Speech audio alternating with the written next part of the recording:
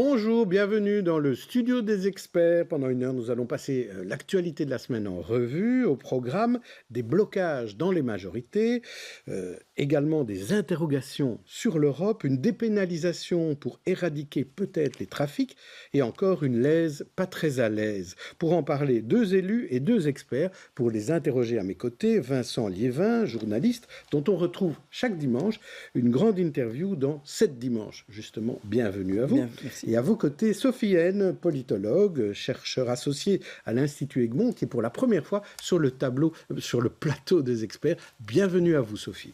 Merci. Alors, il y a encore des tensions entre partis de la majorité. Alors, au Parlement de la Fédération Wallonie-Bruxelles, il y a le décret paysage. On se demande s'il sera annulé, adapté, mis en pause. Et à la région, mais là, c'est le code du bien-être animal qui a été enterré par le PS cette semaine, craignant des amendements concernant l'abattage avec étourdissement.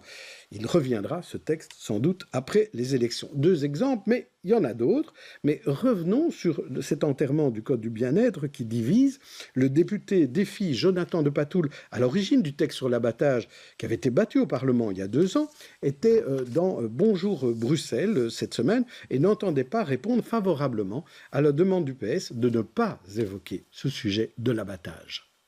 Moi, je déposerai peut-être pas d'amendement. Maintenant, s'il y a un amendement sur la table et qui reprend ce que moi j'ai défendu il y a 1 an ou il y a 2 ans maintenant, c'est-à-dire l'étourdissement avant l'abattage, je ne vois pas pourquoi j'irai à l'encontre de mes convictions. Ce sont des petits calculs politiciens que les citoyens aujourd'hui ne comprennent plus. C'est un des codes les plus innovants d'Europe, tout le monde est d'accord, mais ici le Parti socialiste le bloque en nous disant on a peur qu'un député joue son rôle démocratique et dépose éventuellement un amendement.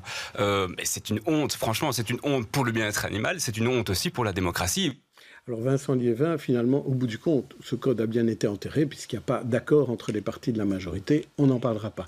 Mais sur les blocages, plus généralement, qu'est-ce que vous en pensez ? On est vraiment complètement déconnecté du citoyen. Il y a ce jeu politique pour l'instant et qui ne va certainement pas s'améliorer d'ici au 9 juin. Et je crois que les partis ne prennent pas conscience qu'en faisant ça, ils offrent vraiment une autoroute aux extrêmes. Et ça, il faut vraiment, à un moment donné, se reprendre en main et ne pas permettre ce genre de situation. Ça veut dire qu'ils doivent continuer à travailler jusqu'au dernier moment. Jusqu'au dernier moment, et surtout avec des discours clairs, précis, et avec une vision à long terme, parce que plus que jamais, et on le voit dans ce dossier-ci, mais on le voit dans 2 ou 3 autres dossiers ces derniers jours, ils ont une vision à tellement court terme que le citoyen n'est évidemment pas idiot. Sophie Haine, qu'est-ce que vous pensez de cette situation, vous qui vivez à Londres, mais vous suivez évidemment l'actualité belge et bruxelloise. Comment vous pouvez juger cela ? Mais je pense que c'est normal en période préélectorale qu'il y ait des tensions dans le cadre des majorités aux différents niveaux. Ça fait partie du jeu de la démocratie représentative à tous les niveaux. Donc chaque parti essaie de se distinguer des autres partis. Après, je suis assez d'accord quand vous dites qu'il y a là un peu du jeu, peut-être de l'hypocrisie, que ça peut être assez déconnecté des citoyens. Bon, dans le cas qui nous occupe, le décret, plutôt le code du bien-être animal, je pense que c'est important aussi de parler du fond. Uniquement bloquer et ne pas faire face aux questions de fond qui sont vraiment... Donc d'un côté, on défend les droits des animaux, on essaie d'améliorer le droit sur ce plan-là, et de l'autre, pour des raisons finalement assez électoralistes, on bloque en se disant que ça va avoir un impact positif sur les élections, donc en l'occurrence dans le cas du PS. Je pense que le débat, il est vraiment là-dessus, parce que les animaux, leurs droits, on les améliore de plus en plus au niveau international, dans différents pays. C'est un débat qui existe depuis des années. Et je crois que que ce soit pour des raisons électoralistes ou des raisons soi-disant socioculturelles ou religieuses, limiter ces droits, parce qu'on parle bien de ça, abattage avec ou sans étourdissement, qui ne fait pas partie du code du bien-être, mais quelque chose qui pourrait être rajouté, limiter ses droits pour des raisons électoralistes et peut-être de façon sous-jacente, socioculturelle ou religieuse, c'est quelque chose de tout de même problématique sur le fond. Donc je pense que c'est une bonne chose qu'il y ait un débat sur le fond sur ces questions-là, mais qu'évidemment, voilà, on est dans un contexte... Il n'aura lieu sur ce plateau, voilà. Peut-être, mais pas ailleurs. On va voir ce qu'en pensent nos élus politiques. Ils sont tous les 2 députés, mais l'une est à la Chambre, dans l'opposition, et l'autre est au Parlement bruxellois et dans la majorité. L'une est passée par des associations avant d'arriver en politique, et l'autre par le barreau avant de se lancer en politique. L'une est présidente du Conseil des femmes, l'autre est ancien bourgmestre, l'une est de la périphérie et l'autre du sud de Bruxelles, qu'il et elle entrent.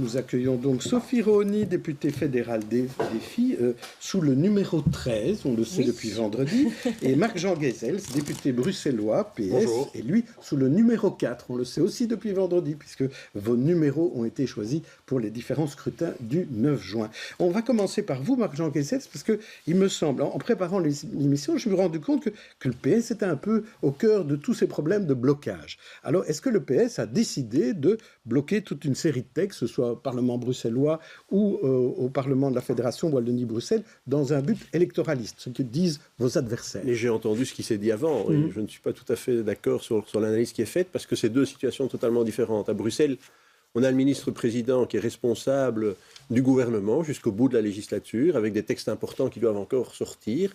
Il a quand même une expérience politique qu'il connaît, et on essaye de revenir avec un débat qui a déjà eu lieu il y a à peu près 1 an et demi, sur l'abattage avec ou sans étourdissement. On a déjà fait de nombreux débats. Donc le débat a eu lieu. Le vote en faveur de l'abattage après étourdissement n'a pas emporté la majorité des sièges. Donc il n'y a pas de risque alors. Tous les partis ont été secoués par ce débat. C'est vrai. Majorité comme opposition. Défi qui était à l'origine du débat a même été divisé sur la question. Et vous aussi au PS. Et nous aussi au PS, tout à fait. Et donc le ministre-président dit juste, on est d'accord sur le code du bien-être animal tel qu'il est rédigé, mais on ne va pas prendre le risque au niveau du gouvernement. Donc c'est juste le gouvernement qui ne va pas présenter un texte. Ce n'est pas un blocage démocratique comme on l'a dit, ce n'est pas le Parlement qui est empêché de travailler, c'est un choix du gouvernement de ne pas présenter un texte qui pourrait poser problème à la majorité. Oui, ça se fait dans On ne peut pas déposer un texte s'il y a le parti du ministre-président qui ne veut pas de ce texte. Tout à fait. Et c'est à la responsabilité du ministre-président de dire, moi je suis chef d'un gouvernement et je veux que mon gouvernement aille jusqu'à la fin de la législature sans turbulence. Ça se fait dans le cadre du décret paysage, dans toutes les assemblées, où là, vous dans tous les revenez sur justement une loi qui a été votée par le PS. Est-ce qu'on ne peut pas dire que là, vous faites justement l'inverse pour le décret paysage? Non, c'est pas la même chose. C'est pas la même chose parce que là, on a Martin Casier et Delphine Chabert qui suivent vraiment très, très fort ce dossier. Martin Casier est un ancien vice-président de l'ULB. Il est assistant à l'UIF, donc il connaît vraiment cette problématique. Et là, on tire simplement la sonnette d'alarme. On ne remet pas en cause le décret. On dit simplement, on voudrait une période de gel d'1 an pour permettre de l'adapter. Parce qu'on a une expérience. Je pense qu'on a quelqu'un qui est spécialiste, j'en ai parlé avant avec Vincent Liévin. Qui est Vincent Liévin, qui a fait un ouvrage sur le Covid. Et donc, tout le monde sait que la période Covid a été terriblement perturbante, y compris pour les étudiants. Et il y a toute une série d'étudiants aujourd'hui. C'est ça que vous dites, c'est un hasard. C'est le calendrier. C'est le calendrier. Et pourquoi l'année qui pose problème, c'est les examens de juin et de septembre 2024. Martin Casier a interrogé 17 fois la ministre pour savoir s'il y avait un monitoring, parce qu'au moment où on a voté le texte en Fédération Wallonie-Bruxelles, on a attiré l'attention sur les problèmes que ça allait poser. Et puis aujourd'hui, on constate, c'est la FEF qui le dit, il y a suivant les chiffres, entre 15 000 et 70 000. Non, la FEF a dit clairement qu'il y avait 75 000 Oui, ça c'est peut-être un peu excessif. C'est un chiffre qui a été repris par le PS. Mais en tout cas, plus de 15 000 étudiants qui seraient en difficulté. Et donc, on ne va pas aujourd'hui, on va continuer à soutenir les étudiants, on ne va pas aujourd'hui mettre en péril l'avenir de nos jeunes. Alors, Sophie Rohny, de votre côté, vous êtes au fédéral. On va parler dans un instant des blocages au fédéral, s'il y en a. Mais comment vous voyez ça de votre place de Défi aussi, parce que Défi est au gouvernement bruxellois. Ça veut dire que vous ne voulez pas que le code de bien-être animal du secrétaire d'État Bernard Clairfailly soit voté, puisque c'est l'avis du gouvernement. Défi tient à son code du bien-être animal. Il faut savoir que c'est quand même un code qui a été construit durant plus de 2 ans, en consultant la société civile, en consultant les associations, toutes les personnes qui travaillent sur cette question de bien-être animal. Et ce code, il est innovant, il est tout à fait moderne et on en a besoin. Il est d'ailleurs soutenu par la population. Je tiens quand même à rappeler que 70% des Bruxellois et des Bruxelloises soutiennent ce code du bien-être. Mais il ne sera pas voté. Alors, on le verra, mais là aussi, je déplore que finalement, le PS est assez indigne de son slogan « solide et solidaire ». Je ne trouve pas que le PS soit solide et solidaire sur cette question.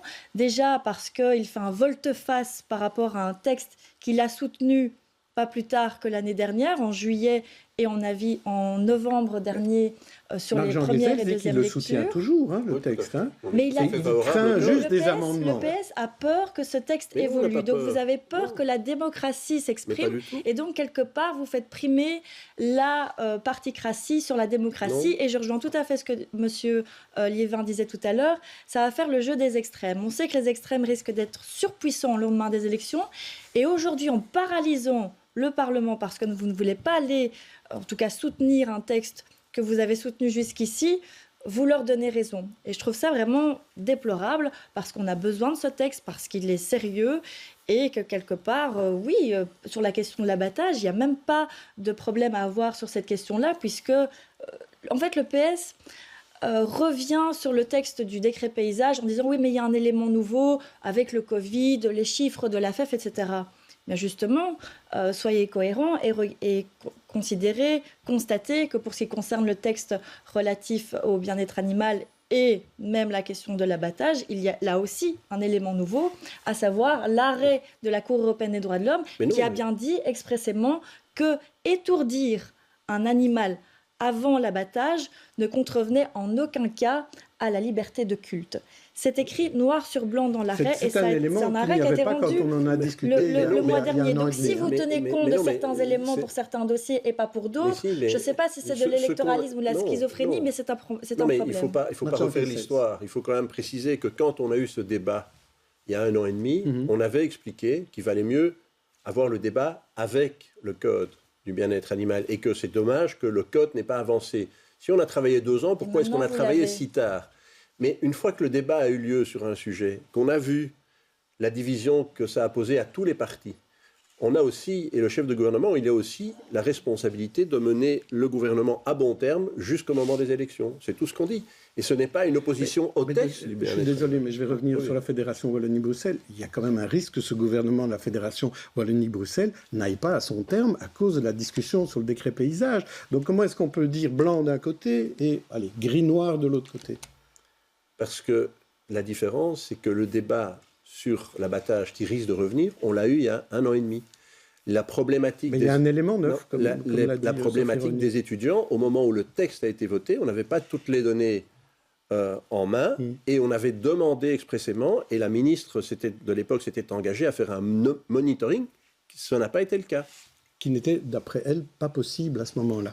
Vincent Liévin, vous vouliez réagir parce que j'espère que tout le monde nous suit, hein, parce que c'est pas évident. On essaie de bien expliquer. Et je vous remercie tous les deux d'avoir été synthétiques et d'avoir bien expliqué. Moi, ce qui m'a terrorisé sur le décret paysage, c'est que des partis démocratiques aient repris des chiffres sans les vérifier.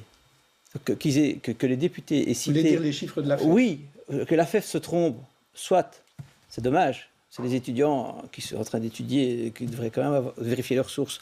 Mais que les partis démocratiques sortent les chiffres sans les vérifier, ça dans le débat justement par rapport aux extrêmes, alors que je crois que plus que jamais, il faut faire du fact-checking, ça m'a vraiment inquiété. Sophie ? Oui, juste une réaction aussi par rapport au décret paysage, parce que moi, ce qui me frappe en tant qu'analyste et intellectuel extérieur, c'est que le clivage gauche-droite sur la question de l'enseignement a toujours été prépondérant en Belgique et ailleurs, et c'est une bonne chose, mais ce sont les termes qu'on utilise. Donc le MR serait du côté plutôt méritocratique, le PS et écolo seraient plutôt du côté progressiste, de l'accessibilité, de la finançabilité de l'enseignement. Je pense que c'est important de regarder les choses dans un contexte aussi plus large et de se rendre compte qu'en Belgique, l'enseignement est incroyablement progressiste, que si on compare à d'autres pays dans lesquels les étudiants s'endettent à concurrence de dizaines... En Grande-Bretagne, par exemple, où vous Par exemple, mais aussi aux États-Unis, encore plus, à concurrence de dizaines de milliers de pounds ou de dollars. Il faut se rendre compte qu'ici, depuis toujours, le débat est resté un petit peu bloqué. Il me semble qu'on est ici face à une question plutôt de transition, que tout le monde est assez d'accord, finalement, sur le fait qu'il faut évoluer, que des étudiants qui prennent 2-3 ans pour finir un bachelier, leur première année de bachelier, c'est problématique. Mais la question, c'est ces étudiants qui risquent d'être exclus, comment en effet trouver la transition. Régler leurs problèmes. Voilà, plutôt Donc en fait, il faudrait trouver une transition. Sans mais doute. voilà, on demande un gel d'1 an. Oui, mais un gel, c'est pas pourquoi vous ne nécessairement l'avez une pas fait transition. dès le départ ? Enfin, je veux dire, Quel est l'avis de défi là-dessus? La proposition de décret qui a été avancée par le PS et Écolo va tout à fait dans le sens de ce que défi plaide depuis le départ, à savoir un gel de cette réforme, justement pour pouvoir examiner l'impact qu'a eu cette réforme, qu'a eu ce décret sur la finançabilité des étudiants. On l'analysera correctement. Peut-être ça fera partie de la majorité alternative. Connaissance de cause. Mais je m'étonne quand même de ce volte-face par rapport à un décret que vous avez voté à l'époque en 2021, le Covid était déjà passé, on pouvait quand même imaginer déjà les effets délétères. Vous vous en étonnez, mais vous vous en félicitez aussi, si je comprends bien. Mais Sophie Roni, parlons un peu du fédéral. Est-ce qu'il y a un impact au fédéral de ces différents blocages? Est-ce qu'il y a une mauvaise humeur du MR? Est-ce qu'il y a des tentatives du PS de bloquer d'autres textes, par exemple? Qu'est-ce que vous constatez? Mais effectivement, je suis assez étonnée de voir qu'au niveau fédéral, on reste dans les clivages majorité contre opposition et qu'on n'en sort absolument pas par rapport à toute une série de dossiers. Par exemple, on avait l'occasion d'avancer sur le remboursement des séances de logopédie pour les enfants. Un texte était porté par ma collègue Catherine Fonck-Desengagés que j'avais co-signé. Ça a été balayé parce que ça venait de l'opposition.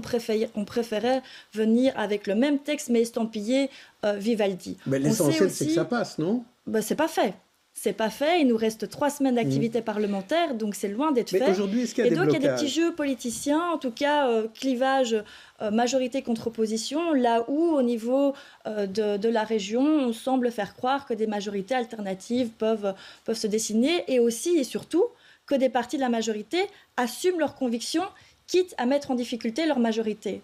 Moi, j'aimerais qu'à un moment donné, par exemple, un exemple très concret, le PS ait le courage d'envoyer balader le CDNV sur la question de l'avortement, puisque l'on sait que cela fait depuis 4 ans que ce texte il est mis au frigo, qu'on ne peut pas le voter, parce qu'il a été mis dans l'accord de la Vivaldi, que s'il n'y avait pas de consensus sur cette question entre les 7 parties de la Vivaldi, ce texte ne serait pas voté, un texte dont les femmes ont absolument besoin. C'est un texte du PS. Moi, j'attendais quand même qu'à l'approche des élections, le PS puisse envoyer balader, comme je l'ai dit, le CDNV en leur disant « Maintenant, ça suffit. Nos convictions, c'est d'agir dans l'intérêt des femmes, de dépénaliser totalement l'IVG, d'en assouplir les conditions légales. » Il n'en est rien. Donc, je ne comprends pas pourquoi ce courage, entre guillemets, existe, pour certaines raisons d'ailleurs électoralistes au niveau régional, et qu'il n'existe pas au niveau fédéral, alors que là, c'est vraiment pour agir dans l'intérêt des droits des femmes. La parole à la défense, Marc-Jean Guessetz. La défense va être dure, parce que c'est vrai que c'est un texte auquel le PS est terriblement attaché, mais je pense que notre chef de groupe bataille en permanence. Je suis heureux que la loi pension de Karine Lallieu a été votée, parce que ça, je crois que c'est une belle avancée aussi. Tout ça a été mis dans la balance, et la politique, c'est l'art du possible. Et là, c'est vrai que... Vous marchandez les dossiers. Non, attendez, on a... Alors, vous êtes en politique depuis quand même quelques années déjà. Vous savez que malheureusement, quand on est en majorité, c'est chaque fois des jeux d'équilibre qui sont du marchandage. C'est regrettable. Qu'est-ce qui vient dans la balance? Alors, je suis particulièrement attaché à la proposition du PS en matière d'avortement. Ça n'a pas pu passer. Je pense qu'on va continuer le combat. Ce sera pour la législature suivante, comme le code du bien-être animal.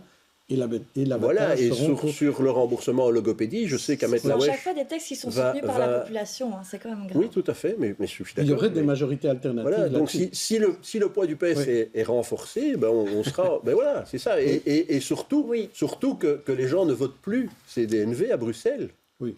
Voilà. Je ne suis pas sûr que ce soit l'essentiel de notre public. Je n'accepte plus que les droits des femmes soient ainsi marchandés. Je pense que c'est ça l'enjeu pour l'avenir. Ça, c'est le président du Conseil des femmes qui parle, aussi, ainsi que la députée. Oui, Vincent Liévin, pour conclure là-dessus. Oui, peut-être que dès septembre, on les retrouvera ensemble, sans gouvernement, donc c'est évidemment dramatique pour notre pays, mais ils pourront peut-être à ce moment-là passer en force sur l'avortement, puisqu'il n'y aura pas de gouvernement. Vous savez, désolé, je vais quand même préciser ça, mon plus grand regret, c'est que c'est ce qu'on avait fait en début de mandature, avant que la Vivaldi ne se forme, et c'est parce que justement, il y a eu tous ces jeux de filibuste et de marchandage, que ce texte qui a été voté déjà à 2 reprises en commission n'a pas pu l'être en bout de course en séance plénière. C'est pas toujours plus facile, effectivement, au moment de la constitution d'un gouvernement, parce qu'il y a des négociations. Effectivement. Alors, je voudrais quand même qu'on parle aussi de la LES, parce que c'est aussi un dossier où il y a possibilité de blocage. Là, c'est le PS qui demande à revoir le calendrier pour s'harmoniser avec les régions wallonnes et flamandes, et ça fait hurler les écologistes. Reportage Fred Dehaenau et Maël Arnold-Dussel. En janvier prochain, 32 000 voitures environ ne pourront plus rouler à Bruxelles. Ça concerne les véhicules diesel Euro 5 et les Euro 2 roulant à l'essence. Mais dans les rangs du Parti socialiste, plusieurs voix s'élèvent pour reporter la mesure de 2 ans. Moi, je considère que Bruxelles n'est pas une île. Et donc, on doit pouvoir préserver aussi notre activité économique. Et donc, l'activité économique, c'est aussi les nafteurs, ce sont les entreprises qui viennent travailler à Bruxelles. Si ça a des conséquences néfastes pour les Bruxellois au niveau, je dirais, et pour Bruxelles en général, au niveau de son accessibilité, je pense que ça mérite réflexion. La mesure, selon le parti, va aussi impacter les Bruxellois les plus précarisés, celles et ceux qui n'ont pas les moyens d'acquérir un véhicule plus récent. Mais dans la majorité, Écolo ne l'entend pas de cette oreille. La zone de basse émission serait au contraire bénéfique pour ces profils. Les publics les plus précarisés, c'est aussi ceux qui ont le moins de voitures. Ils sont une petite minorité à avoir des véhicules. Et ces publics-là, ce sont aussi les publics qui souffrent le plus de la pollution de l'air. Dans des quartiers qui sont très très denses, dans des appartements qui sont petits. Donc c'est là aussi qu'il y a le plus de problèmes de santé, d'asthme par exemple. Reste à voir si le PS pourra concrétiser sa proposition. Il ne reste que 8 mois pour modifier la législation qui ne rencontre pas de consensus. Vous n'êtes pas opposé. Peut-être que votre partenaire écologiste le sera. Oui, mais je pense que d'autres voix se joindront à celle du Parti socialiste pour considérer qu'il y a une réflexion à avoir sur la cohérence en matière de mobilité. Autre partenaire de majorité, Défi soutient la proposition de report du PS. Plus en détail, la formation politique prône la mise en place de certaines exceptions, par exemple pour les conducteurs qui utilisent peu leur voiture. Des personnes isolées, âgées, qui ont leur véhicule, qui font que quelques kilomètres par jour, voire par semaine, pour aller faire leurs courses, aller au parc, au cinéma. Et donc la voiture pour eux, c'est leur autonomie, c'est leur liberté. Et ils polluent que très peu, puisqu'ils roulent très peu. À noter encore que la Wallonie a fait marche arrière récemment sur cette question. Au lieu de concerner tout le territoire, la zone de basse émission et ses spécificités ne se concentreront plus que dans les grandes villes. Alors là, Sophie Rony, on apprend que Défi soutient Rudy Verwoerd et trouve qu'il faut effectivement changer ce calendrier. Il y a un élément neuf là ? Alors, oui, effectivement, mais je vais vous répondre en 2 temps. Premièrement, sur le principe des zones de basse à émission, on y est favorable et d'ailleurs, on les a toujours défendus au niveau de Défi. Défi, ça a été le premier parti à faire de l'écologie urbaine sous le ministre Gossuin de l'Environnement à l'époque, donc en 2004. Donc on a plaidé pour ces zones parce que ça permet effectivement de réduire de manière drastique la pollution et donc d'améliorer la santé des Bruxellois et des Bruxelloises. Mais nous sommes aussi un parti pragmatique qui accepte tout à fait qu'à un moment donné, on puisse évaluer les choses. Et c'est vrai qu'en l'occurrence, cette zone de basse émission doit pouvoir faire l'objet de dérogations pour, comme l'a très justement dit notre député Marco Lowenstein, pour des personnes qui en ont besoin et qui ne peuvent pas faire autrement. Des personnes qui doivent se déplacer par exemple à l'hôpital, pour lesquelles le médecin dit oui, cette personne a tellement de difficultés à se déplacer, mais qui va payer le taxi? Enfin, je veux dire, donc il y a un moment donné. Qui paye la voiture? Oui, mais la personne a sa voiture, paye sa taxe de circulation, donc faut rester réaliste aussi. Donc soyons pragmatiques et effectivement aidons les personnes qui en ont besoin, que ce soit des personnes qui en ont besoin pour aller à l'hôpital, qui sont handicapées ou qui utilisent très peu leur véhicule. Marc-Jean Guessels, qu'est-ce que vous dites à votre partenaire écolo et Groen par rapport à cela? Vous leur dites, vous devez céder? C'est nous qui avons raison? Nous, PS et Défi. Non, mais je pense que si on est trop dogmatique, c'est contre-productif par rapport à l'objectif où on veut arriver. Aujourd'hui, il y a 32 000 familles qui sont concernées par cette mesure.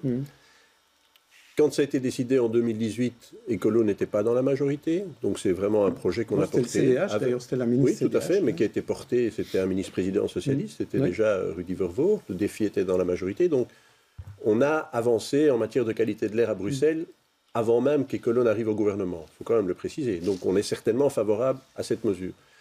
Mais peut-être qu'il n'y a pas eu un suivi suffisant pour permettre les alternatives. Et aujourd'hui, il y a des gens qui sont en difficulté. C'est vrai aussi, pour reprendre l'exemple de Marco Lowenstein, des gens qui ont un certain âge, ils roulent 3-4 000 km par an, ils sont très attachés à leur voiture, ils ont un garage. Ben, quand je les croise dans la rue, ils me disent et moi, je vais devoir abandonner un véhicule, je n'en reprendrai plus jamais, c'est un attachement. C'est vrai que je leur dis, il y a le transport en commun, il y a le taxi.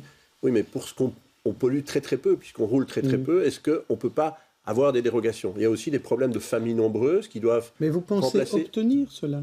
maintenant? Est-ce que vous pensez obtenir cela de votre partenaire? Je suppose que ça se négocie au gouvernement et que voilà, si tout le monde... Est-ce qu'il faudrait une majorité alternative au Parlement bruxellois? Il ne faut pas bouleverser, il faut simplement, encore une fois, lisser la décision et rajouter un an pour permettre des aménagements, pour voir aussi... Comme le ministre l'a déjà fait pour les scooters, par exemple. Pour tenir compte aussi des modifications dans les autres régions. C'est vrai que l'aspect économique et l'attractivité économique de Bruxelles, avec des gens qui ne pourront éventuellement plus venir en voiture parce que ce sera €2 ou €5, je trouve que ce serait négatif pour Bruxelles. Sophie. Moi, je voudrais juste faire une petite remarque et peut-être poser une question, parce que c'est les zones de basse à émission, donc ça s'inscrit dans un calendrier de long terme dans lequel les véhicules de diesel vont totalement disparaître en 2030, si je ne me trompe, et puis les véhicules à essence en 2035. Donc c'est vraiment une question fondamentale sur le long terme. Qu'est-ce qu'on fait? Qui paye ce coût de la transition? Comment? De la question de la justice sociale, etc. Et moi, je suis très sensible, vraiment, en tant qu'intellectuelle, en tant que mère aussi, avec des enfants, à cette question de la justice sociale. Je vois régulièrement des petits posts sur Facebook ou sur Instagram, humoristiques. On voit la personne qui dit « je n'ai pas de voiture, je n'ai pas de frigo, je n'ai pas de chauffage », et l'autre lui dit « oh, tu es écolo-radical », et l'autre personne répond « non, je suis pauvre ». Donc, je trouve que ça révèle beaucoup de choses. C'est qui va payer ce coût de la transition écologique? Parce que si vraiment, in fine, le but, c'est de supprimer tous les véhicules thermiques, le marché montant maintenant, c'est le véhicule électrique, évidemment. On sait bien ce que coûte un véhicule électrique. Il y a aussi tous les débats sur... en termes écologiques, combien ça coûte Si on prend l'ensemble du cycle de vie, une voiture électrique avec les batteries au lithium, nickel, etc., ça coûte quand même très cher. Donc la question, c'est quelle, de nouveau, division dans la population on va créer. Donc cette question socio-économique, elle est vraiment, vraiment fondamentale. Et donc j'aurais voulu savoir la position que je ne connais pas, en fait, vos positions personnelles et aussi de vos partis respectifs sur cette transition après 2035, donc qui est quand même une mesure européenne dans tous les pays européens, la LES, la Low Emission Zone. Où est-ce qu'on va? Est-ce que c'est la voiture électrique l'alternative? Mais alors évidemment c'est pour certaines populations. Ou est-ce que c'est avant tout le transport en commun? On va leur demander de répondre, mais très brièvement, pour qu'on puisse parler d'autres choses aussi dans l'émission. Je pense qu'il y a une évolution du marché qu'il faut absolument suivre. Aujourd'hui, les véhicules électriques sont vraiment très très chers. Il y a une évolution qui va normalement en diminuer le coût, bien que il y a déjà des constructeurs automobiles qui remettent en question la voiture électrique elle-même et qui repartent sur des moteurs plus performants en moteur thermique. Donc je crois que c'est à ça qu'il faut être vraiment attentif. Et là, peut-être qu'aussi, au niveau des échéances, en fonction de l'évolution du parc automobile, on aura à faire des aménagements et de rallonger... Alors il faudra le faire au niveau européen, alors à ce moment-là. Tout à fait. Et vous, Sophie Rony? Oui, alors il y a effectivement la question de la transition vers ces véhicules électriques qui devront tous être électriques d'ici 2035. Moi, en tout cas pour les voitures de société notamment, moi, je m'interroge vraiment sur la préparation et l'anticipation pour rendre cette transition possible. C'est une question de mobilité, c'est aussi une question d'énergie, parce qu'on va devoir, notamment sur Bruxelles, placer des bornes de recharge dans tout Bruxelles. On sait qu'il n'y en a pas assez. Comment on va s'y prendre, et déjà par rapport à l'espace disponible pour pouvoir les installer, et aussi d'où viendra l'énergie pour les alimenter, sachant que tout le monde rechargera sa petite voiture électrique en revenant du travail à 18, 19, 20 heures. Pour autant qu'on ait les moyens de se la payer. Éviter le blackout aussi, donc il faut savoir d'où ça viendra, du nucléaire, etc. Les énergies renouvelables. Vous avez déjà des quartiers en Flandre où il y a beaucoup de voitures électriques, où les gens ont créé un groupe WhatsApp et ils annoncent qu'ils chargent leur voiture pour se partager. Oui, parce que sinon, le réseau saute. Oui, mais donc c'est le citoyen qui s'organise à défaut de voir l'État s'organiser. Et comme il y a des voitures partagées, des vélos partagés, il y aura des bornes partagées. Alors, on va passer aux têtes d'affiche à présent. Je vous propose des personnalités qui ont marqué l'actualité de la semaine. À vous d'en choisir une ou un et de commenter votre choix en bien ou en mal. Sophie Rony, je commence par vous. Vous pouvez regarder votre petit écran, je vous propose 4 stars de la semaine. Tout d'abord, Yann Bucois, qui sera tête de liste de la liste Transparency. Booba, le rappeur, passé producteur de séries chez Netflix. Ou alors Grégoire Chapelle, boss d'actrice nommé à la Chapelle, musicale Reine-Élisabeth. Ou Judith Simamwa Tuluka, première ministre au Congo. Qui choisissez-vous, Yann, Booba, Grégoire ou Judith? Je vais rendre hommage aux femmes politiques. C'est une première dans le cas d'une première ministre congolaise. Et bon, je ne connais pas, pour être honnête, ses affinités politiques, ses combats, etc. Mais dans tous les cas, je pense qu'une femme politique à un poste de haute responsabilité en République démocratique du Congo, avec tout ce que Congo vit actuellement, notamment en termes de violence contre les femmes, de violences sexuelles à l'est du Congo, j'ose espérer sincèrement qu'elle pourra s'atteler à ce qui se passe dans cette partie du Congo, parce que c'est juste dramatique que le viol soit devenu à ce point une arme de guerre. Je vous propose, Marc-Jean Geisels, 4 autres personnalités. Abou Jaja et sa liste Viva Palestina, soutenue par une députée Open VLD sommée d'ailleurs de retirer son soutien. Félix Delatte, alias Lost Frequencies, désormais milliardaire en streaming et qui fait la couverture de Forbes Belgique. René Magritte, sujet d'une expo immersive. Ou Éric Dombe, le patron de Peridaisa, qui est sorti du bois pour défendre l'abattage avec étourdissement. Qui choisissez-vous? Abou, Félix, René ou Éric? Alors, j'ai pas la chance de pouvoir choisir une femme, donc je vais choisir un homme. Je vais choisir un homme.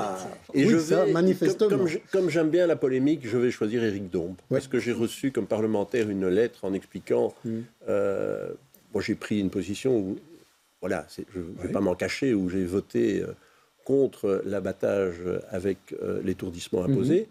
Ce qui me vaut évidemment beaucoup d'ennemis, parce que je trouve ça très hypocrite par rapport au fait qu'on ne peut pas interdire ni la nourriture cachère, ni la nourriture halal, et donc les mêmes animaux se feraient abattre en France et la viande se retrouverait sur nos étals.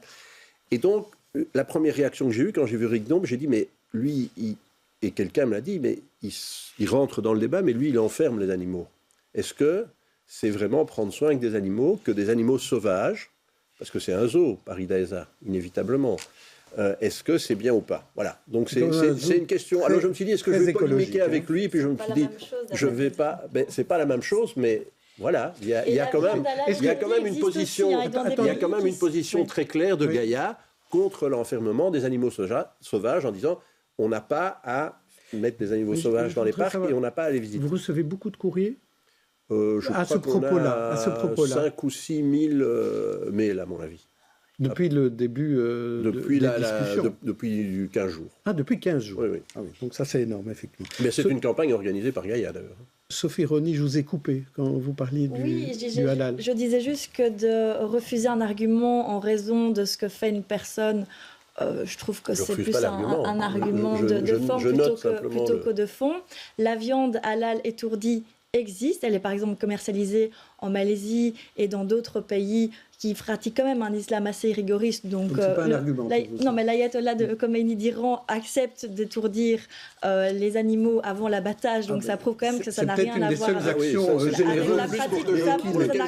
la pratique de l'islam. Et puis je pense aussi qu'il y a une grande incohérence, quelque chose que les gens ne comprennent pas, c'est pourquoi le PS a soutenu l'étourdissement avant abattage en Wallonie et pas à Bruxelles. Ce sont les mêmes animaux. On ne va pas refaire ce débat-là. On aura certainement l'occasion d'en parler dans les mois à venir. Oui, parce qu'il y a un intérêt économique pour Bruxelles aussi, avec un abattoir. 5 informations qui vous ont ravi ou qui vous ont énervé. Je vous les propose tout d'abord à vous, Marc-Jean Geisels. L'OTAN qui a fêté ses 75 ans, des militaires belges au JO à Paris, des humanitaires tués à Gaza par un drone israélien, Erdogan battu au communal par l'opposition, le Russia Gate au Parlement européen, des députés sous influence russe. De quoi voulez-vous parler? De quoi je voudrais parler? Parce que vous aviez parlé des militaires à mettre dans les rues à Bruxelles pour garder les ambassades. On peut reprendre des militaires, parce que j'ai vu la mauvaise foi de Denis Ducarme, qui évidemment s'est empressé de sortir là-dessus, en disant pour Bruxelles, il n'y en a pas, mais on en met à Paris. Et d'après ce que j'ai compris, c'est 3 ou 4 spécialistes du désamorçage, du déminage. Ils seront peut-être bien utiles là-bas. Qui seront peut-être bien utiles là-bas. Et puis, c'est la preuve qu'on a d'excellents militaires, puisqu'on nous les demande même en France pour appuyer. Donc, c'est pas du tout la même chose que le débat sur Bruxelles. Mais vous étiez quand même d'accord d'utiliser des militaires? Oui, mais j'ai bien précisé sur les points strictement fixes, c'est-à-dire, par exemple, ambassade, école juive, synagogue, et pas de militaires qui se promènent en rue. Très bien. À vous, Sophie Rony, de choisir un autre sujet parmi tout cela. Des humanitaires tués à Gaza, ça m'énerve énormément parce que autant j'ai été très très affectée par ce qui s'est passé le 7 octobre. J'ai d'ailleurs assisté au visionnage des images du massacre perpétré par le Hamas au Parlement. Oui. Et autant je reconnais qu'Israël a le droit de se défendre par rapport à une organisation terroriste, autant, et mon parti Défi l'a toujours dit, la fin ne justifie pas les moyens. Et il y a des règles qui doivent être respectées en droit international. Et en l'occurrence, s'attaquer à des hôpitaux, à des humanitaires, etc., c'est aller un pas beaucoup trop loin. Donc ça, c'est quelque chose que je ne peux pas accepter. Les fusillades se poursuivent à Bruxelles. Il y en a encore eu quelques-unes cette semaine. Et suite à la dépénalisation du cannabis en Allemagne depuis le 1er avril, certains imaginent qu'alléger les dispositifs pénaux sur les drogues douces pourrait couper l'herbe sous le pied des trafiquants. Et on cite l'exemple du Portugal, par exemple. En Belgique comme en France, le débat est à la une. Et alors, je voudrais juste vous faire partager un streamer qui, sur les réseaux sociaux, en particulier sur TikTok, a fait le buzz et même des millions de vues avec une petite vidéo pour le moins étonnante. Regardez-la. De temps en temps, je fume la beuh. Le béton me fait mal, on prend une putain de merde. Et j'enchaîne les meufs, les raclis. Alors, c'est une parodie d'un titre de rap qui existait, mais cela illustre bien l'omniprésence de la beuh dans notre société. Vincent Liévin, vous préparez un livre, vous avez là-dessus, puisque pas sur la vidéo, mais sur la beuh, puisque vous aviez déjà fait un livre sur l'addiction à l'alcoolisme, et là vous en préparez un concernant la drogue. Alors, cette omniprésence de la beuh, est-ce que ça veut dire que demain, malgré tout, ce serait simple de dépénaliser le cannabis et que ça pourrait avoir un effet positif pour couper court au trafic? S'il y avait une réponse simple, malheureusement, ça se saurait. Oui.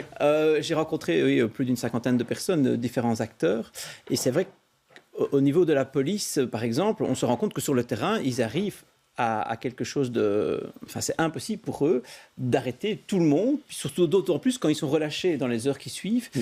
Et donc là, il y a un problème, c'est-à-dire que la drogue circule, on ne l'arrête pas, et en plus, à long terme, on n'a pas de solution. Et donc, la proposition de dépénalisation, pour l'instant, fait son chemin. Je vois que tous les partis se positionnent, notamment le PS a été un des premiers avec les écoles à en parler.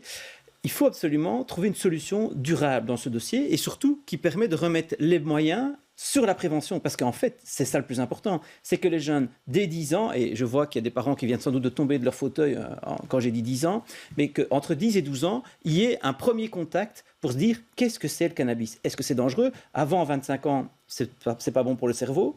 Donc, évidemment, soyons attentifs à la prévention, à mettre des moyens. Et donc, s'il faut dépénaliser pour avoir plus de moyens, mais évidemment, dans un vrai encadrement, comme au Canada ou comme ils essayent de le faire en Allemagne. Pas le faire juste pour faire plaisir à l'électeur. Oui, et avec une qualité, finalement, a priori, qui permet d'être surveillé et contrôlé. A priori, alors les détracteurs me diront, à raison, qu'il existe toujours de la cigarette de contrebande. Sophie Rony, je voyais sourire pendant que je passais Anime 023 et sa chanson. Est-ce que cette omniprésence de la culture de la beuh, notamment chez les plus jeunes, est-ce que c'est plutôt bon signe ou mauvais signe quand on voit ça? Je crois que de banaliser une drogue, qu'il s'agisse du cannabis comme de l'alcool ou du tabac, qui sont aussi des drogues, qui rendent aussi les gens accros et dépendants avec des graves problèmes sur le long terme, c'est jamais bon, bien évidemment. Mais donc je pense qu'ici, le débat par rapport au cannabis n'est pas d'être pour ou contre le cannabis. C'est à un moment donné que les autorités politiques soient pragmatiques, lucides et se rendent compte que la politique répressive à l'égard du cannabis est totalement contre-productive par rapport à la santé, parce qu'effectivement, on n'a pas de contrôle par rapport à la qualité des produits qui circulent et que l'on fait en sorte que ces produits soient de plus en plus accoutumants. Et puis aussi en termes de sécurité, parce que plus vous réprimez un marché, plus il y a l'appât du gain, plus les trafiquants sont prêts à tout finalement pour obtenir gain de cause et pour chercher les consommateurs. Et d'ailleurs, les consommateurs sont contraints de fréquenter ce milieu criminel. Et donc finalement, l'État perd à tout niveau, perd beaucoup d'argent, alors qu'effectivement, en réglementant la vente du cannabis avec des officines d'État, avec des agréments qui seraient décernés par une agence fédérale spécifiquement, qui travaillerait spécifiquement sur le cannabis, un peu à l'instar de l'AFSCA, comme on le fait aujourd'hui pour les aliments, on aurait un marché qui serait tout à fait réglementé, contrôlé et qui pourrait, dont le produit des accises pourrait être utilisé effectivement dans tout ce qui est prévention des risques, réduction des risques et aussi injecter des moyens davantage dans la police et la justice pour pouvoir vraiment travailler sur d'autres types de trafics qui sont aussi est-ce que justement, Marc-Jean Gressel, est-ce qu'il y a un lien entre ces drogues douces, les dépénaliser, et couper l'herbe sous le pied, comme je le disais, des trafiquants? Est-ce que ça peut leur faire du mal? Mais à mon avis, oui, parce que ce qui fait la valeur du produit, c'est l'interdiction et c'est le marché noir. C'est l'exemple de la prohibition aux États-Unis dans les années 20, 30. Donc si on casse et qu'on ouvre et qu'on autorise la vente, mais réglementée, strictement réglementée, contrôle de qualité, contrôle des assuétudes, assistance aux gens qui sont en difficulté, comme pour l'alcool et le tabac, bandelette fiscale pour faire des rentrées financières, je pense que c'est peut-être une solution. Et en tout cas, ça libérerait toute une série de forces de police qu'on pourrait réaffecter à d'autres tâches, à la lutte contre des drogues plus dures ou à d'autres phénomènes criminels, le blanchiment, la lutte contre la vente des armes, etc., et qui sont à l'origine des phénomènes ultra-violents que nous connaissons qui aujourd'hui sont sous-staffés. Tout à fait. Sophie. Juste un petit point, la question des moyens me semble fondamentale, mais ça c'est vraiment une question de choix politique. Ce serait dommage qu'on fasse des compromis en termes de santé publique parce qu'on n'a pas suffisamment de moyens, parce que je pense que c'est important d'aborder cette question de la drogue, et je suis d'accord que la drogue dure et la drogue douce, ça ne touche pas uniquement au cannabis, la drogue douce c'est les cigarettes et l'alcool fait partie des drogues dures, qu'on aborde cette question-là sous l'angle de la santé publique. Il faut bien se rendre compte que ça a pris du temps. Les mentalités évoluent très lentement. Donc maintenant, quand on pense que les cigarettes sont interdites à l'intérieur des établissements Horeca, c'est quelque chose qui aurait paru impossible il y a quelques décennies. Et donc je pense qu'on évolue lentement au niveau des mentalités. C'est évidemment aussi une question de taxes et de sources de revenus pour l'État. Mais moi, je pense qu'on ne peut pas vraiment faire de compromis en termes de santé publique. Et bien entendu, l'argument du choix de se nuire à soi-même, c'est un argument très problématique du point de vue de la liberté individuelle. Cette liberté est réduite dans tout un tas de domaines. On ne peut pas se faire mal à soi-même dans plein de domaines. Et quand ça touche de plus en plus des enfants et des jeunes, moi je trouve cette vidéo désolante et vraiment très triste. Même celle a du succès. Vincent Liévin, est-ce qu'on a des exemples dans d'autres pays? Est-ce que ça marche? Est-ce qu'on n'a pas l'impression qu'il y ait un succès dingue contre les trafiquants de drogue dure, même dans des pays où on peut consommer du cannabis? Non, c'est clair que c'est un problème. Le Canada essaye, depuis maintenant plus d'un an, l'Allemagne aussi. Il n'y a pas de solution miracle à ce stade-ci. On parle souvent du Portugal. Oui, et le Portugal, il travaille. Mais moi, je trouve qu'on n'a pas encore assez de recul par rapport à cette situation. Et c'est vrai que moi, ce qui m'inquiète par rapport à la Belgique, c'est que si jamais ils entraient, parce que c'est dans le programme de chaque parti à peu près, mais s'ils entraient dans cette démarche, il faut vraiment avoir quelque chose de profondeur et pas juste se faire plaisir sur un slogan de campagne. Oui, donc un vrai plan, un plan de drogue. Et ça, on ne le voit pas à ce stade-ci. Puis il faudra voir côté néerlandophone aussi comment on c'est clair voit que le choses. paysage n'est pas tout à fait le même. Oui. Alors, je vous propose de passer à notre dernier sujet. Je voulais parler d'Europe, qui est bien installée à Bruxelles, dans son quartier européen, dans nos restaurants et dans nos boutiques chics. Ils apportent aussi des finances, ça permet à ces lieux de vivre. Mais quel est son avenir à Bruxelles? Strasbourg va-t-elle nous voler le Parlement, comme on le craint chaque année? Sommes-nous encore vraiment au centre de l'Europe? Et les élections à venir semblent sourire plutôt populistes de tous les bords. Est-ce qu'on peut dire attention, danger? J'ai ici une spécialiste de l'Europe, Sophie Haine. Qu'en pensez-vous, vous, de cette situation? C'est la montée des populismes qui me fait le plus peur. La question de Strasbourg ou pas Strasbourg, c'est une question qui revient régulièrement. Ça a un impact sur le coût, évidemment, des députés qui se déplacent. Mais non, ce qui fait vraiment peur, c'est la montée des populismes au sein du Parlement européen. Ça se prépare quand même depuis des décennies. C'est ce qu'on appelle l'euroscepticisme, l'anti-européisme, etc. Je pense que ce qui est important, c'est de voir qu'il y a des raisons structurelles, des raisons fondamentales à la montée de ce qu'on appelle le populisme, qui est souvent souverainiste. Donc moi, dans mon travail sur les questions européennes, j'insiste toujours beaucoup sur la question de la souveraineté, parce que je crois que c'est vraiment la question fondamentale à l'heure actuelle quand on parle d'Europe, et ça va être la question décisive dans les décennies qui viennent. C'est à quel niveau la souveraineté va être récupérée. Donc beaucoup de courants populistes, ce qu'ils veulent, c'est recréer la souveraineté au niveau national. Certains le veulent au niveau régional. C'est détricoter l'Europe, c'est ça que vous voulez dire. Mais afin de récupérer de la souveraineté, si on essaie de voir le positif, entre guillemets, ou ce qu'il y a de sous-jacent et ce qui se vend aux électeurs, c'est cela. Et en face, il y a des arguments dits fédéralistes ou pro-européens qui parlent un petit peu de souveraineté européenne, mais c'est souvent un petit peu cosmétique, parce que pour avoir de la souveraineté au niveau européen, il faut aller bien plus en avant dans la supranationalisation et fédéralisation des politiques européennes, y compris en termes de sécurité. Oui, et de défense notamment. De défense, je voudrais avoir votre avis, Sophie Rony, par exemple, là-dessus. plutôt... côté belge, on est plutôt européen, traditionnellement. Mais est-ce que c'est cosmétique, comme le dit Sophie Haïn ? Alors, moi, je suis totalement pro-européenne, déjà pour des raisons affectives, parce que je suis d'origine hongroise et que je suis atterrée de voir la politique du Premier ministre Orban qui se sert en fait effectivement de l'Union européenne pour salir l'Union européenne, pour bafouer les droits des femmes, des migrants, tout ce qui a trait à l'état de droit, aux droits des journalistes, etc. Et puis aussi pour des raisons pragmatiques, parce qu'on a besoin d'Europe. On vit quand même dans une ère de crise, la crise migratoire, le réchauffement climatique, le terrorisme, la grande criminalité, on l'évoquait tout à l'heure, on a la guerre en Europe, de nouveau en Europe, en Ukraine, à la porte de l'Europe, en Palestine. Et donc, effectivement, par rapport à ça, on ne peut absolument pas se permettre d'agir de manière isolée au niveau de la petite Belgique ou même au niveau d'autres États européens.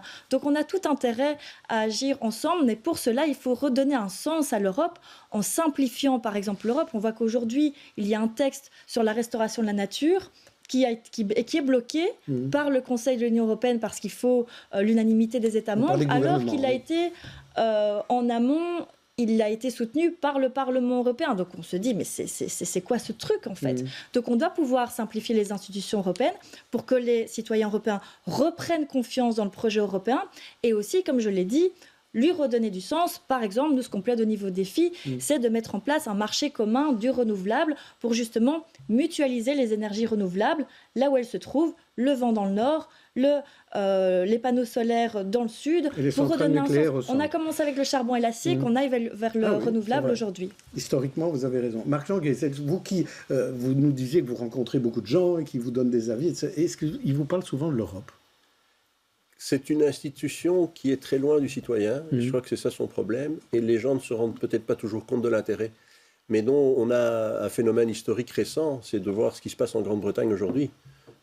Par des discours populistes, le référendum du rejet de l'Europe l'a emporté. Mais je crois qu'aujourd'hui, les Anglais s'en mordent les doigts tous les jours. Enfin, vous êtes mieux placé que moi pour le dire. Mais est-ce que c'est vrai ? Parce que c'est difficile de s'en rendre compte. Oui, c'est vrai au quotidien. Quand vous avez des contacts avec des Anglais, ils vous le disent régulièrement avec des exemples concrets. Mais vous êtes les sondages montrent que maintenant, s'il devait y avoir un référendum maintenant, les gens voteraient contre le Brexit. C'est à ce point. Et évidemment, les résidents européens comme moi ont toujours été contre et on souffre du Brexit quasiment tous les jours depuis des années. En termes institutionnels, les choses ont changé. Il y a quand même eu beaucoup de xénophobie. Tout a changé. Quand on a vécu au Royaume-Uni avant le Brexit et puis après, on peut vraiment voir une différence.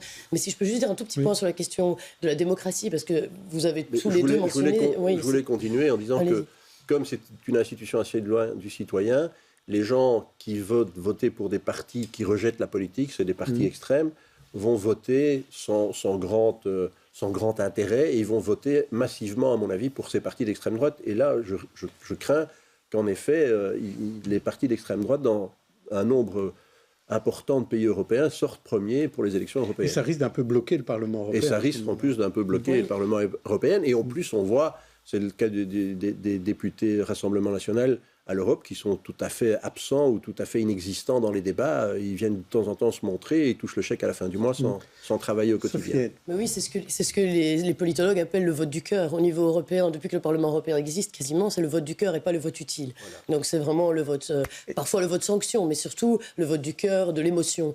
Et c'est aussi peut-être parce que, consciemment ou inconsciemment, les citoyens savent que le Parlement européen a finalement assez peu de pouvoir. Donc quand je disais, il y a vraiment des raisons structurelles et profondes au rejet qui grandit dans la population depuis déjà quelques décennies, c'est notamment cette raison-là, c'est que l'institution élue, la seule institution élue qu'on a, le Parlement européen, a un certain nombre de pouvoirs au niveau budgétaire, au niveau législatif, mais ne peut pas, par exemple, proposer une nouvelle loi, ce qui est vraiment problématique. Quand vous parliez de cette difficulté à comprendre le mécanisme institutionnel pour les décisions qui relèvent de la codécision, dans lesquelles le Parlement européen a un maximum de pouvoir, ce pouvoir revient à faire des amendements sur des propositions qui viennent de la Commission, qui est une institution non élue, qui est bureaucratique par essence dans les traités, qui doit défendre l'intérêt européen conjointement. Donc le Parlement européen fait des amendements conjointement avec le Conseil Conseil, donc la réunion des ministres en fonction des thématiques. Et ça, évidemment, c'est un problème parce que c'est difficile pour les parlementaires de problématiser, de créer une sphère publique européenne, je parle des parlementaires européens, s'ils ne peuvent pas dire « Ok, nous allons créer une nouvelle loi sur tel ou tel sujet ». Donc il y a aussi l'absence de médias européens, etc. Mais on a besoin d'une sphère publique européenne, mais on a besoin aussi d'une vraie démocratie européenne. On voit que c'est votre dossier. Hein, désolé, c'est difficile d'être court sur ce sujet. Il y a une vraie passion dans son discours. Oui, tout à fait. Et donc il y a moyen d'être passionné par l'Europe. Voilà, ceux qui en douteraient, il y a une passion. Vincent Livien, juste pour terminer, on dit souvent du mal de l'Europe en disant Bruxelles. Alors, est-ce que ça n'a pas un effet un peu négatif sur notre image, ça ? Complètement, et c'est aussi l'image que les députés, ils vont à Strasbourg ou ils vont à Bruxelles, mais ils ne ramènent jamais le discours vraiment au niveau... je vous donne un exemple. Ils défendent notamment les consommateurs. Didier Reynders est censé représenter pour la Belgique. Le commissaire belge. Voilà, je prends un exemple belge pour que les gens défendent les consommateurs. Ça a des implications sur notre quotidien. Mais donc ça, il faudrait mieux l'expliquer pour que les gens se rendent compte que l'Europe, c'est aussi tous ces aspects-là. Et à ce moment-là, Bruxelles ne serait pas vue que négativement parce qu'on n'aurait pas que des trajets de tracteurs venant de l'Europe entière nous saluer quand ça ne va plus. Alors j'ai une bonne nouvelle. Tous les dimanches à peu près, il y a l'émission Station Europe sur BX1. Donc on parle à la fois de Bruxelles et de l'Europe. Donc ça permet cette occasion de parler de ce sujet-là. Et je vous propose à présent de parler de nos coups de cœur.